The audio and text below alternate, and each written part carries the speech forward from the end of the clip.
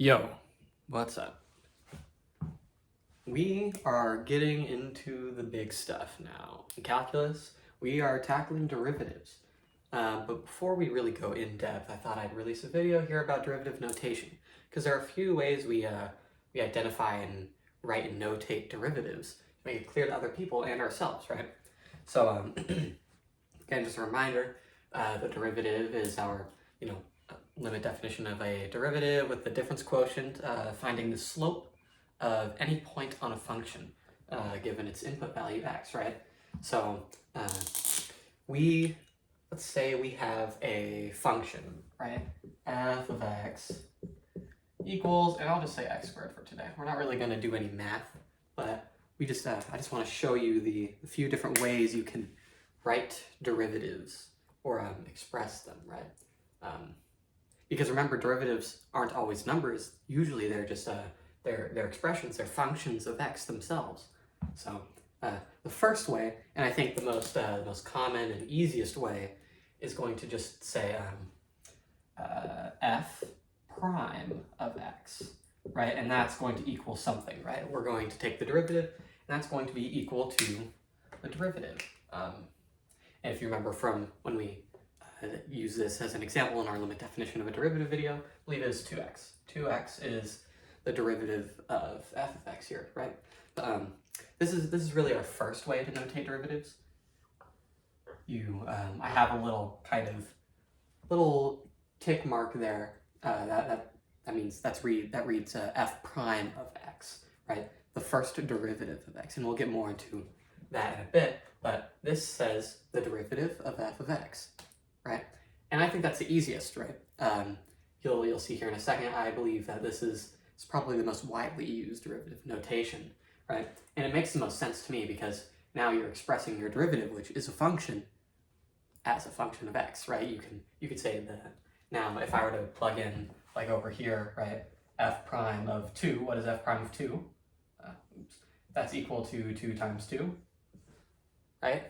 Equal to 4.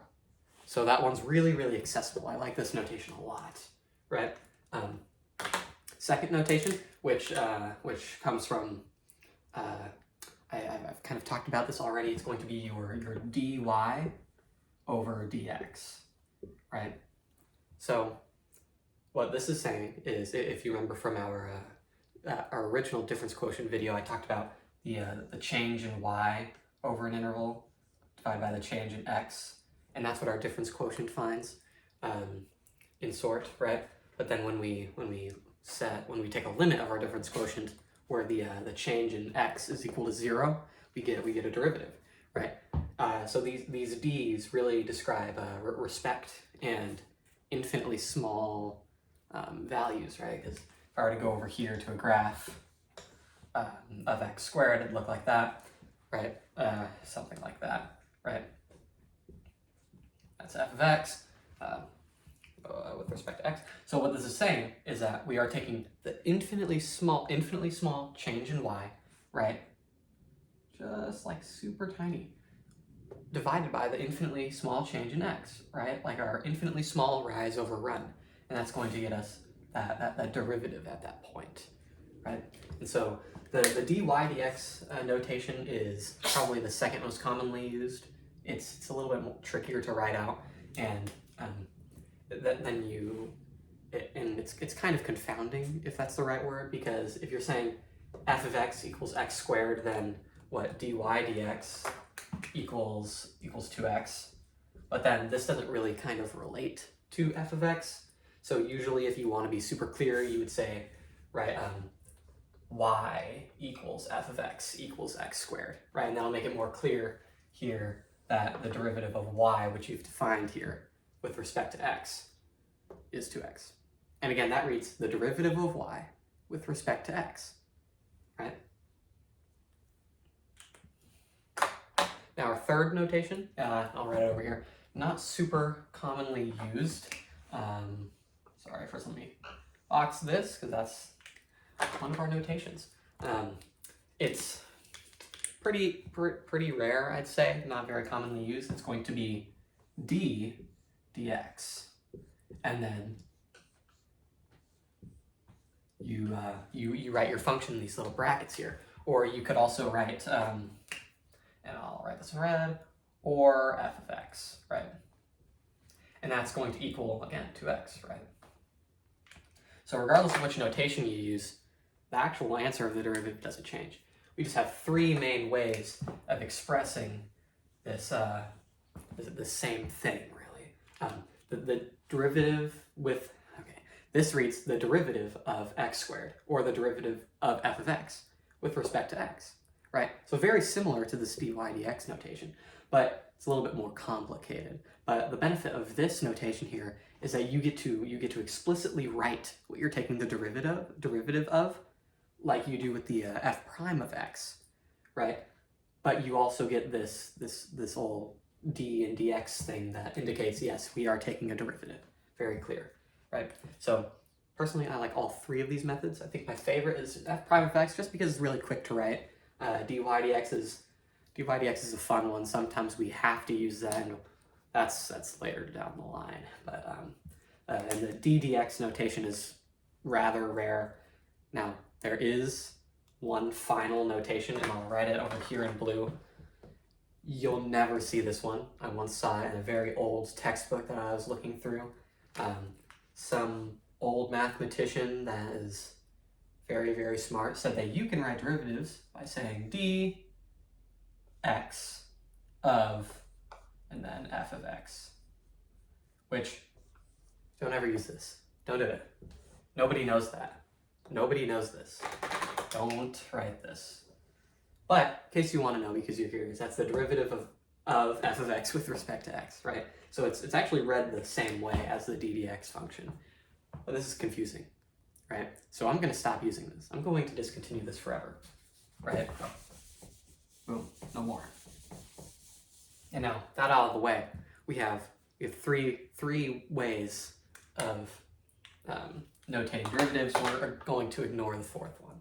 So, and I'm going to erase these things here because there's another thing I would like to talk about.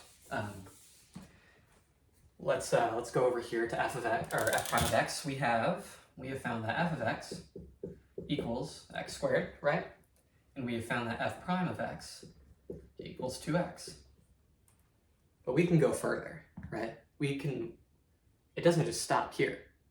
Now, fun thing in calculus, we can take the derivative of a derivative and get a second derivative, as we call it, right? And that can go on forever. We can take third derivatives, we can take fourth, fifth, sixth derivatives, we can go on forever, right?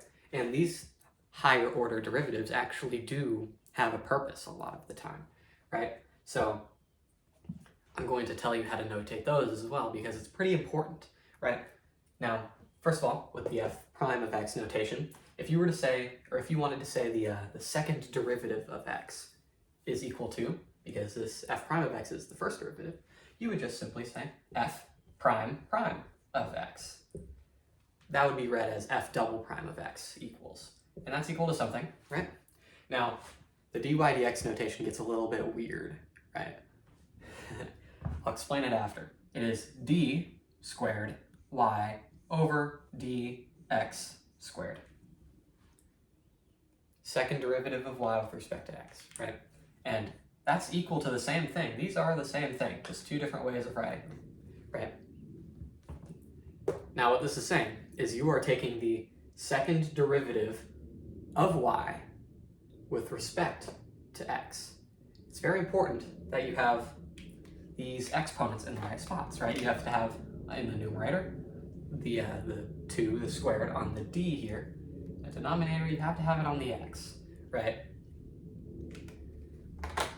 And for the last one, because this is also scalable derivative notation, we have, I believe it's d squared over dx squared of, then, f of x. Or, I'm 99% sure this is correct. If it's not, you can tell me in the comments, but I'm pretty sure this is correct.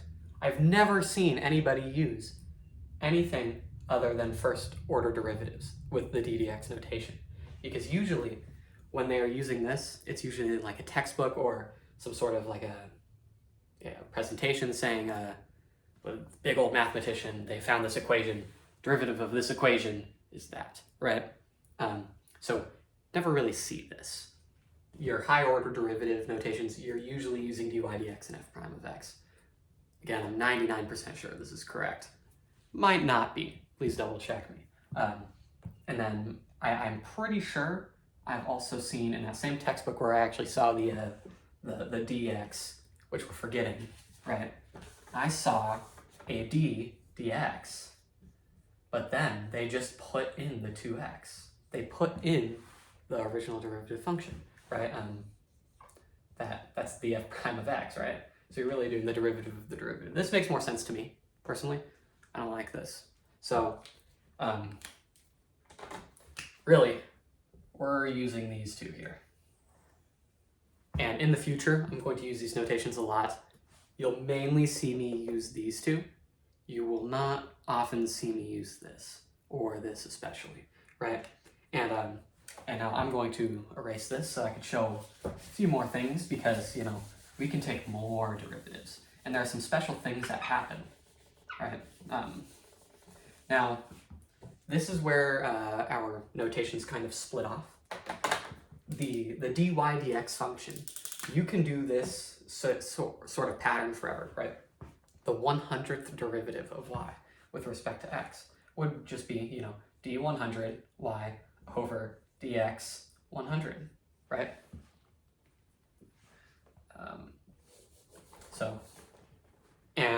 You know, you could do the same thing, d50 y over dx to the 50th, right? That's a 50th derivative. But then with the f prime notation, you can't just write little tick marks forever. I'm not going to write 100 tick marks. So the last one you'll see is f triple prime of x, right? That's going to be equal to something. But after triple prime, we actually do this. F, the fourth derivative of x, or the fourth derivative of f of x, right? Here, I'll kind of zoom this in case you want to see it, right? That is the fourth derivative of x. And it is very, very critical that that 4 is in parentheses.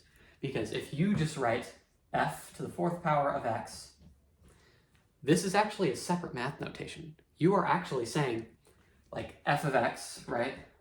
F of x, and then to the fourth power. That is what that means. So you have to have that 4 in parentheses. Or, and you could do the same thing with, like, fifth derivative, sixth derivative, 100th derivative. The 100th derivative would just be written as f, and then in parentheses here, 100 of x. And so that's really all. That's it. And in the future, you'll see me use the f prime notation a lot. You'll see me use the dy dx notation sometimes.